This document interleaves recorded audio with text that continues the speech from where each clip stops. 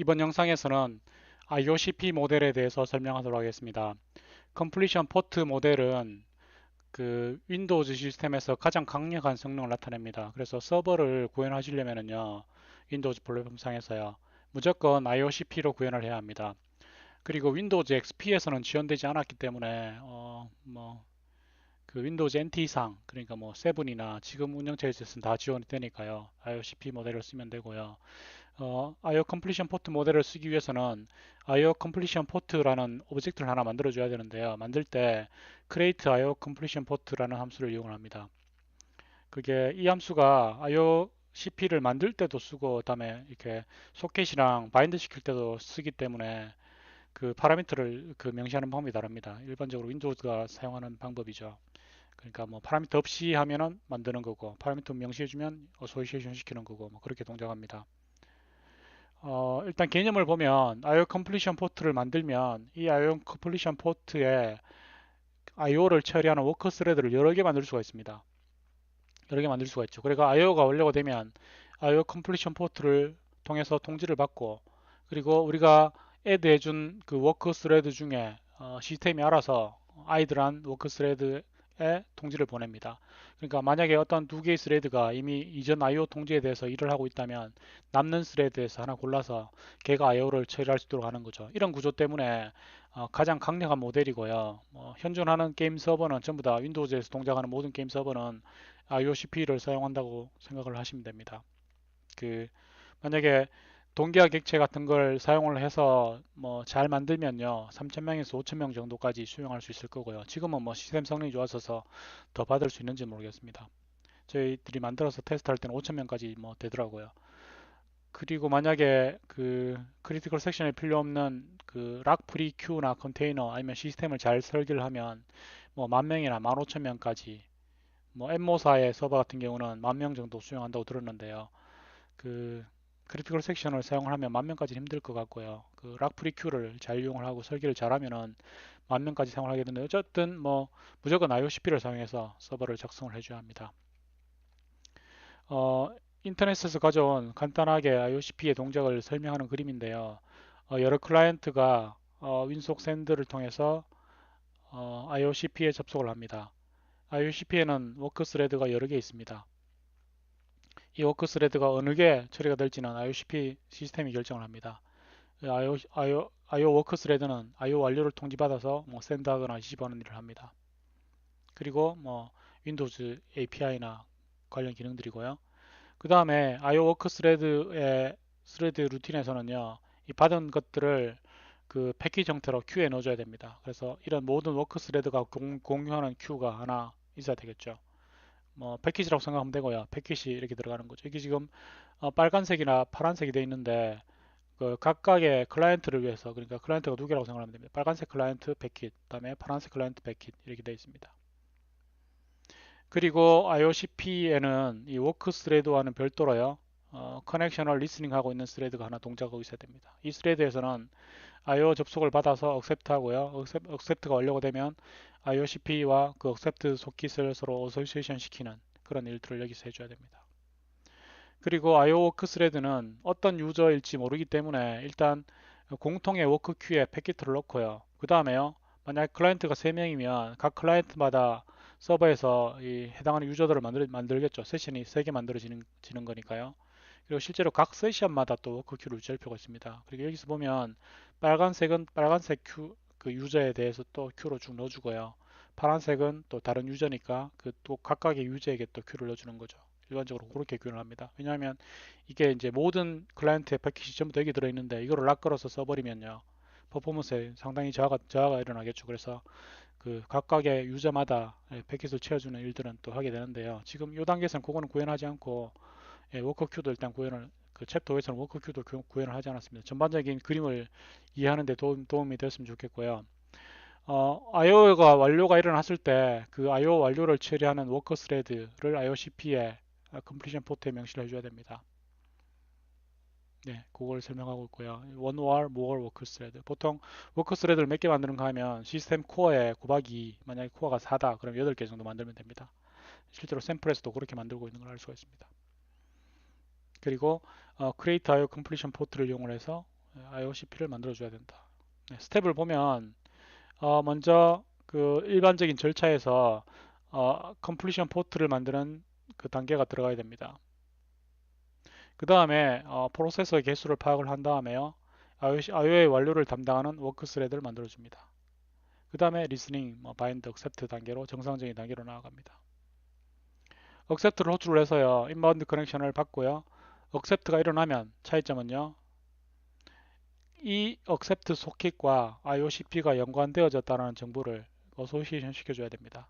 그걸 뭐라 그런가 하면 per handle 데이터라고 그럽니다. 여기서 그림에서 보면 이 IO가 완료가 됐을 때 어떤 클라이언트로부터 완료된 IO인지를 이 워크 스레드에서 판단할 수 있어야 되겠죠. 그것을 per 클라이언트 데이터, per handle 데이터, per 유저 데이터 이렇게 말을 하고요. 책에서는 per handle 데이터라는 말을 씁니다. 그래서 IO가 완료가 됐을 때 per handle 데이터를 파악을 해서요. 누가 소유자인지를 판단을 해야 됩니다. 지금 5챕터 5장에 의해서는요, 소켓 핸들을 그대로 씁니다. 왜냐하면 클라이언트마다 소켓 핸들이 하나씩 만들어지니까 그거를 유저를 구분한 핸들로 쓸 수 있겠죠. 그래서 소켓 핸들을 per 핸들 데이터로 쓰고 있고요. 그 다음에 이 accept가 리턴한 그 소켓, accept 소켓과 이 IO 컴플리션 포트와 그 서로 바인드 시켜줘야 되겠죠. 그래서 한 번 더 호출해 줘야 됩니다. 처음에 호출할 때는요, IOCP를 만들기 위해서 호출하는 거고요. 매 accept마다 create IO completion port는 이름이 create지만 실제로는 그 소켓과 IO 포트를 IOCP를요, 어소시에이션 시키는 일을 합니다. 그 다음에 스레드가 IO 프로세스를 시작을 하는 거죠. 워크 스레드라고 합니다. 그리고 IOCP 모델에서도 오버랩드 구조체를 쓰기 때문에 WAS receive나 send를 호출할 때요. 오버랩드 구조체를 명시해 줘야 됩니다. 그거는 이제 per IO 데이터라고 합니다. 그 오버랩드 구조체에 그 각각의 IO에 대한 완료 정보가 들어오는 거죠. 이 5에서 8을 계속해서 서버가 살아있나 계속 돌겠죠. 소스 코드는 비주얼 C에서 직접 보도록 하고요. 그 다음에 per IO 데이터를 위해서 오버랩드 IO 구조체를 명시를 해줘야 되는 건데요. 샌드나 리시브 할 때 오버랩드 구조체를 역시 명시를 해줘야 되고요. 그 다음에 워크 스레드에서 IO가 완료가 됐잖아요. 그러면은 누구로부터 온 IO인지 그리고 누구로부터 왔다면 이것이 IO마다 어떤 정보를 가지고 있는지 버퍼와 버퍼 시작 주소를 알아야 되겠죠. 그거를 얻는 정보가 getQueued completion status 함수입니다. getQueued completion status 함수는 IOCP 모델에서 쓰고요. getQueued completion status를 호출하면 per handle 데이터와 per IO 데이터를 둘 다 얻습니다. per handle 데이터를 이용해서는 어떤 유저인지 판단을 하고요. per IO 데이터는 그 유저의 어떤 패킷인지 패킷의 일부인지 판단을 해야 되는 거죠. getQueued completion status의 첫 번째 파라미터는 IOCP 시스템마다 하나씩 만들어지겠죠. 그거고요. 다음에 세 번째 파라미터를 보면 completion key라고 돼 있죠. 이 키를 이용을 해서요. 적당하게 데이터를 관리해 주도록 한 다음에 이 키를 이용을 해서 어떤 클라이언트인지 어떤 유저인지 어떤 세션인지 여기서 얻어내야 됩니다. 챕터 5장에 의해서는요. 소켓 핸들을 제정을 해 놓습니다. 그래서 소켓 핸들을 이용을 해서 어떤 유저인지 판단을 하도록 per 핸들 데이터를 사용하고 있고요. 오버랩드 데이터는 이전에 오버랩드 모델에서 사용한 것처럼 오버랩드 구조체 시작조를 넘겨 줘서요. 시띰커너스 IO의 그 입출력 정보를 얻어내야 됩니다. 그래서 컴플리션 키가 per 핸들 데이터고요. 오버랩드 구조체가 per IO 데이터다. 라는 걸 아시고요. 후에 구현할 챕터 1을 변경해서 구현할 모델에서는 컴플리션 키로요. 소켓 핸들을 쓰지 않고요. 그 메모리 주소를 쓰건 할 수 있는데 일단 랜덤 함수를 이용해서 키를 제너레이트한 방식으로 구현을 했습니다. 네. 아니면은 만약에 완료된 그 데이터베이스가 있으면은요. 그 데이터베이스의 유저 아이디를 컴플리션 키로 쓸 수도 있겠죠. 유저 정보를 얻어서요. 다양한 방법이 있을 수 있습니다. 다음에 per handle 데이터와 per IO 데이터를 구분할 필요가 있는데 유저마다 유지해야 되는 정보 그러니까 get queued completion status를 호출했을 때 completion key가요 per handle 데이터에 해당하는 거고요. 다음에 그 IO마다 유지해야 되는 정보 오버레드 구조체겠죠. 그것은 per IO 데이터라고 합니다. per IO 데이터는 오버레드 구조체를 유지합니다. 그리고 실제로 전송된 버퍼 정보를 유지를 하고요. 네, 그래서 챕터 5의 IO 서버 프로젝트를 실행을 해보도록 하겠습니다. 챕터 5를 엽니다. 첨부된 소스의 챕터 5장을 열면 우리가 지금까지 모든 모델을 살펴봤고요. 지금은 IOCP 서버를 시작 프로젝트로 세팅을 하고요. 빌드를 해서 IOCP 모델이 제대로 동작하는지 해보고요. 그 다음에 이 IOCP 서버 테스트하는 클라이언트는 select 클라이언트, 얘를 빌드해서 쓰도록 하겠습니다. 네, 그래서 성공적으로 서버와 클라이언트가 빌드가 됐고요. 서버를 실행하도록 하겠습니다. 네, IOCP 서버를 실행을 했고요. 그 다음에 클라이언트도 실행 준비를 합니다. 네, 지금 서버의 반응이 약간 늦은데요. 아마 바이러스 검사나 그런 것 때문에 늦을 수 있습니다. 네, 서버가 실행됐고 리스닝 모드입니다. 다음에 클라이언트를 실행을 해서 서버에 접속을 해보도록 하겠습니다. 현재 이 컴퓨터의 IP가 서버가 같은 컴퓨터에서 실행되고 있기 때문에 네, 19180입니다. 그래서 select client 포트는 계속해서 5150을 썼었고요. 서버는 0.2로 접속을 합니다.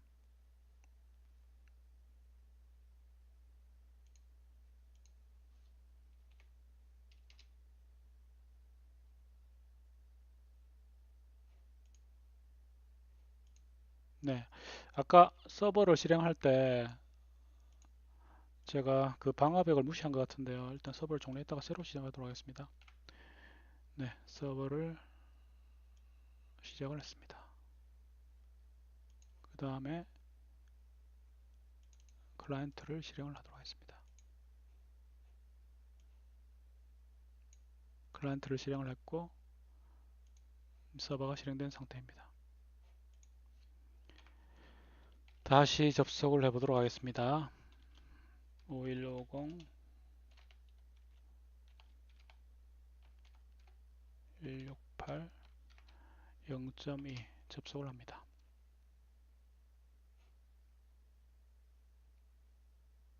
네, 아까 제가 방화벽에 등록 안 해서 지금 동작하는지 모르겠네요.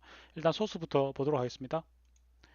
네, 이 IOCP 서버 소스를 열어보면 IOCP 서버 이걸 열면 되고요. 차례대로 보면요. 그 per IO 데이터를 위해서 오버랩드 구조체랑 데이터 버퍼를 유지를 하고 있습니다. 그 이전에 사용했던 오버랩드 모델과 같은 구조체죠. 그 다음에 IOCP에 대한 워커 스레드를 서버 워커 스레드, 스레드 콜백으로 전방 선언해 뒀고요. 메인에서 보면 윈속 DLL을 로딩을 하고요. 그 다음에 보면 그 create IO completion port를 호출을 해서요. IOCP를 하나 만듭니다. 파라미터 보면 다 null이나 invalid죠. 만들 때는 이렇게 의미 없는 명령을 해주면 실제로 만들어집니다.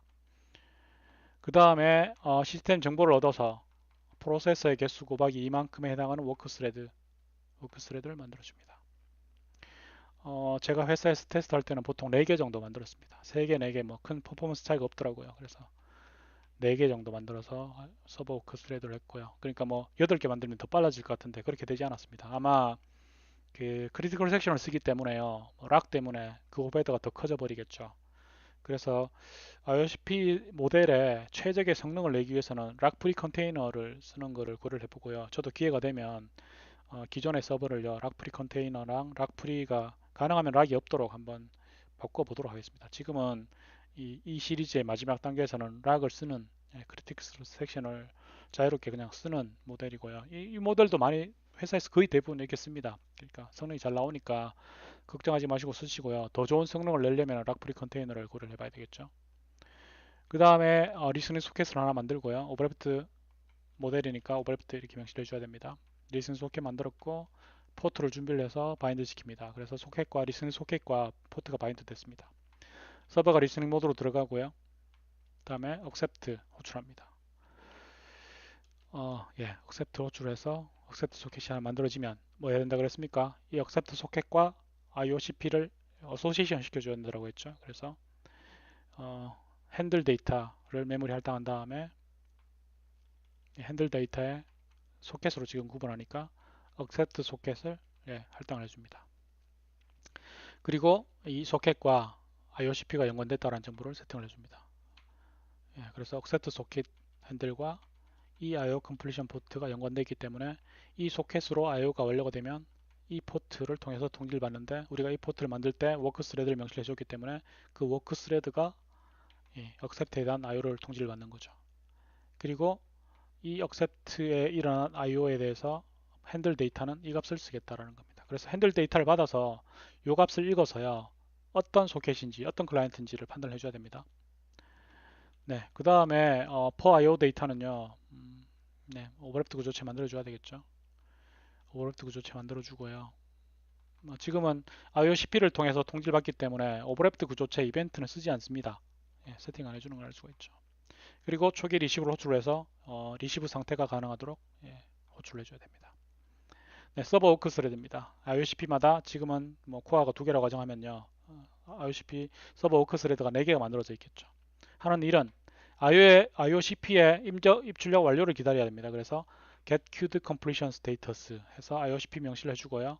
전송된 바이트 다음에 보면 per handle data, per IO 데이터 명시를 해줬죠. per handle data가 유저를 구분하는 겁니다. 요 per handle data가 뭔가 하면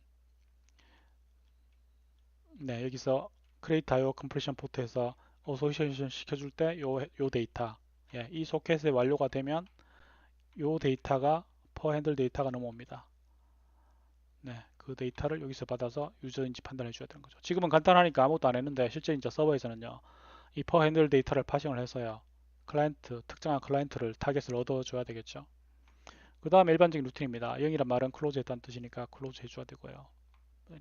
받은 바이트가요. 그 다음에 역시 에코 서버입니다.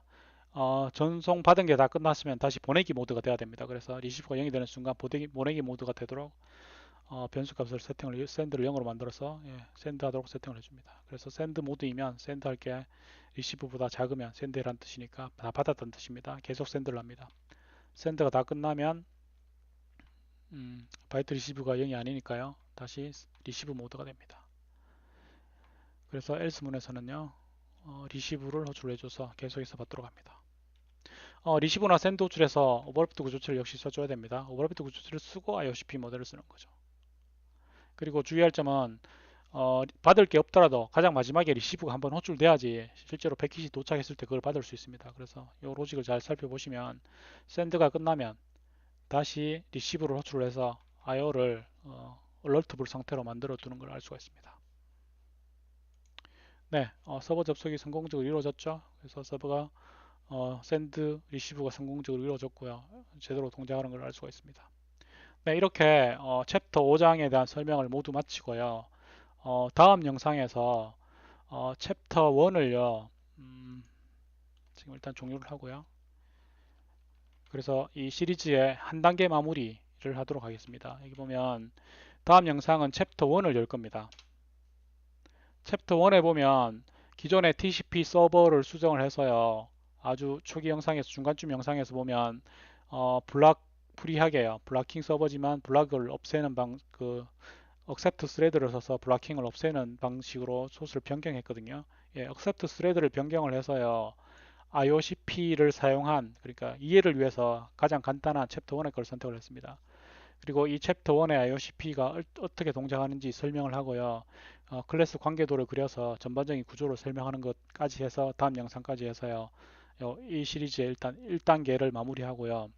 그 다음 이제 뭐 세컨드 시즌, 뭐 시즌 2부터요. 실제로 스텝 1부터 스텝 뭐 9이나 11까지 실제로 DB 레이어까지 쓰는 거는 겨울 방학이나 그 다음 학기에 영상을 마저 마무리하도록 하겠습니다. 하지만 여러분이 그 챕터 1에 포함된 TCP 서버 소켓 accept thread IOCP를 100% 이해를 하잖아요. 그러면은요 어떤 게임 회사의 게임 서버 프로그램으로 취업할 수 있습니다. 왜냐하면 IOCP 구조를 완벽히 파악하는 게 되니까요. 네, 그래서 다음 영상까지 꼭 그 100% 이해를 하시기를 바랍니다. 네, 감사합니다.